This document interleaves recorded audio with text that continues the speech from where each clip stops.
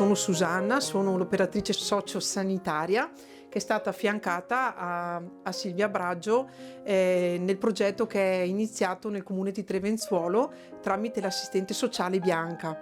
Io ho 66 anni tra un po' praticamente mi son trovata ad assistere per tanti anni un fratello disabile.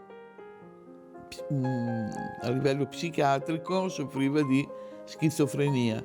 L'abbiamo sempre gestito tutta la famiglia qua, c'erano anche i nonni, la madre, mio padre, dopo andando avanti le persone vengono a mancare e dalla morte di mia mamma, che è successo 2 anni fa, mi son trovata da sola a gestirlo, con tutto l'amore possibile e immaginabile, però comunque una persona che richiedeva tempo ed energie.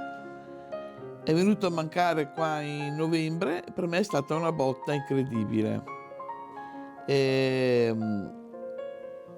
Manca, perciò c'è stato il lato emotivo che ha influito poi anche fisicamente.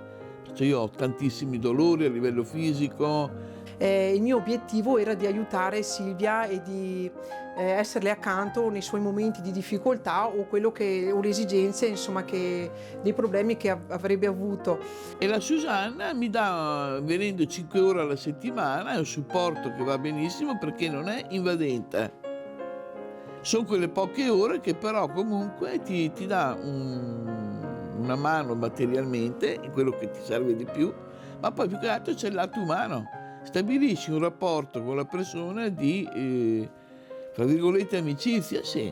È stato un interscambio bellissimo e devo dire che alla fine Silvia ha arricchito me. È stato un progetto, mi ha tirato sul morale.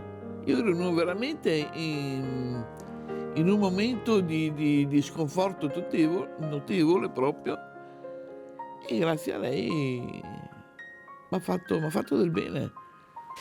Adesso purtroppo finisce il progetto, che è durato 3 mesi, con il mese di aprile finisce, ma sicuramente io e Silvia continueremo il nostro rapporto e verrò a trovarla in modo sistematico comunque. Ecco, questo è stato l'obiettivo, che secondo me è la cosa più bella. Perché il rapporto umano viene prima di tutto, eh.